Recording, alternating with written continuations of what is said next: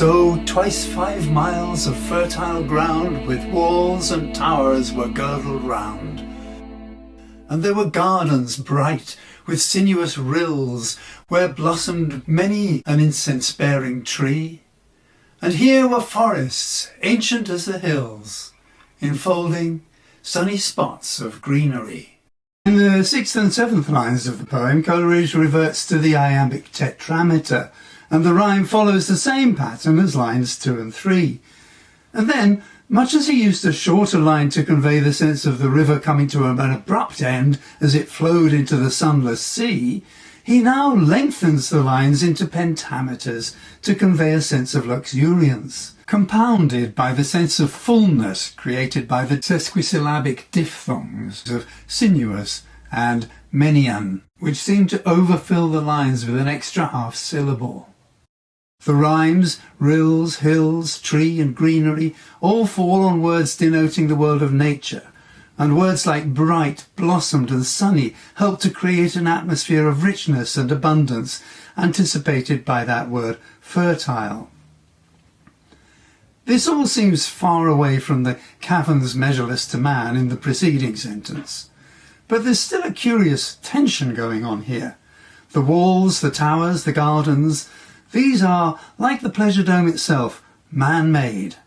But alongside them there are ancient forests, implicitly dark, enfolding, as they do, the spots of greenery. Once again, these lines contain an unresolved tension between the man-made, light-filled, walled gardens and the dark forests of the natural world, which somehow seem to occupy the same space, with water, the sinuous rills, acting as a kind of conduit between the two. Modern analysis of the Romantic poets very often dwells on socio-political aspects of their work, and Kubla Khan has come in for its share of attention in that area. A. Voss, in a paper published in 1989, sees in the walls built round the fertile ground of Xanadu the social practice that draws the poem back from dreams of 13th century Asia to the reality of England in the last decade of the 18th century. And he's talking, of course, about the Enclosure Acts, a series of laws which privatised the common land, placing it in the hands of the wealthy and abolishing the open field system of agriculture. And so forcing people out of agriculture and the countryside and into the cities to stoke the engines of the Industrial Revolution. Well, maybe. Coleridge does actually use the word enclosed in the preface to the poem, and the whole issue of enclosures was very much in the forefront of the Romantic consciousness, as indeed of late 18th and early 19th century society as a whole.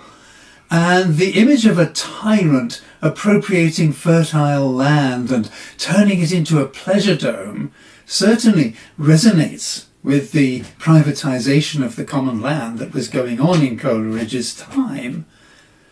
But I would hesitate to say that this is what the poem is about in any meaningful sense. So far, though, apart from some striking exotic imagery, we don't have any real clue as to what the poem actually is about.